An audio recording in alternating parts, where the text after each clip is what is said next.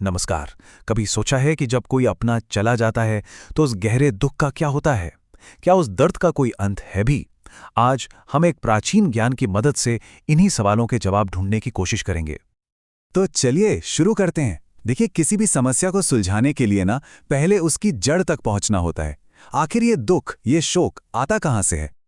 एक सवाल, एक ऐसा सवाल जो हम सबको कभी ना कभी जरूर परेशान करता है। हम अपनों को खोने से इतना डरते क्यों हैं? ये एक ऐसा डर है जो शायद इंसान होने का एक हिस्सा है। और देखिए, पुराना ज्ञान भी यही कहता है। हमारी जिंदगी के ज्यादातर दुख अपनों से बिछड़ने के कारण ही होते हैं। और जब ये बिछड़ना हमेशा के लिए हो, मतलब मृत्यु, तो दर्द सबसे गहरा होता है। ये जो तुलना है ना, ये मुझे बहुत अच्छी लगी। हम अक्सर बाहर से बिल्कुल नारियल की तरह कठोर दिखने की कोशिश करते हैं, दिखाते हैं कि सब ठीक है, लेकिन अंदर ही अंदर वही दुख और डर हमें खोखला करता रहता है। तो क्या इस गहरे दुख से बाहर निकलने का कोई रास्ता है? हाँ, बिल्कुल है। और ये रास्ता एक ऐसे सच की ओर ले जाता है जो शायद हमारे देखने का नजरिया ही बदल दे। ये जो पंक्ति है, ये इस पूरे विचार का, इस पूरी सोच का आधार है। जरा सोचिए इसके बारे में। ये कह रही है कि हम हमेशा से थे और हमेशा रहेंगे। मतलब अंत जैसी कोई चीज असल में है ही नहीं। ये तो समय को देखने का एक बिल्कुल ही अलग तरीका है। तो यहाँ जो सबसे जरूरी कॉन्सेप्ट है वो है नित्य आत्मा का। इसका सीधा सा मतलब है कि आत्मा हमेशा से है और हमेशा रहेगी। ना तो उसका कभी जन्म हुआ और ना ही उसका कभी अंत होगा। अजन्मा और अनंत। हाँ, पर ये सब सुनने में तो अच्छा लगता है ना? लेकिन इसका इसका असल जिंदगी में क्या मतलब है? चलिए इसको कुछ बड़े ही दिलचस्प उदाहरणों से समझते हैं। ये उदाहरण तो बहुत ही शक्तिशाली है।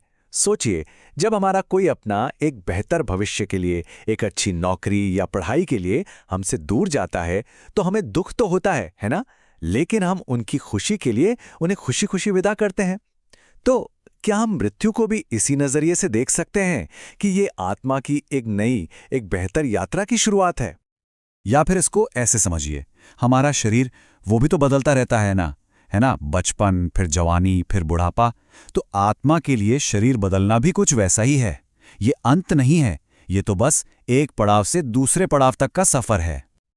और जो ज्ञानी लोग होते हैं, जो समझदार होते हैं, वो इस बदलाव से बिल्कुल नहीं घबराते, क्योंकि वो जानते हैं कि ये सब कुदरती है, ये तो जीवन का एक हिस्सा है। तो अगर ये सब हम समझ लें, इसको मान लें, तो क्या हम सच में दुख से मुक्त हो सकते हैं? चलिए देखते हैं कि इसका असली सार क्या निकलता है। और यही इस पूरी सोच का सबसे बड़ा वादा है कि अगर कोई इंसान दिल से यह स्वीकार कर ले कि आत्मा अमर है, तो शोक हमेशा के लिए खत्म हो सकता है। लेकिन यहां जो कीवर्ड है ना, वो है दिल से मानना। और एक बात, ये सच सिर्फ उनके लिए नहीं है जो चले गए, ये तो हम सब पर लागू होता है। जो लोग गुजर गए हैं उन पर भी, और जो अभी यहां हैं उन पर भी। हम सभी की आत्मा अमर है। लेकिन देखिए, किसी बात को जानना एक चीज है और उसे अपनी जिंदगी में उतारना, उसे जीना, बिल्कुल दूसरी। और यही बात हमें हमारे आखिरी और शायद सबसे जरूरी सवाल पर ले आती है। और बस यहीं आकर सारी किताबी बातें, सारा ज्ञान असल जिंदगी से टकराता है। देखिए, ये ज्ञान खुद मानता है कि ये सब कहना सुनना तो बहुत आसान है, पर इसे अपनाना, इसे जीना बहुत मुश्किल है। और पता है, यही बात इस विचार को और भी ज्यादा सच्चा बना देती है। तो इसी एक सवाल के साथ आज की ये चर्चा समाप्त करते हैं कि क्या सच में ये नजरिया अपनाने से हमारे दुख का अंत हो सकता है? इसका जवाब शायद हम सबको अपने अंदर ही खोजना होगा।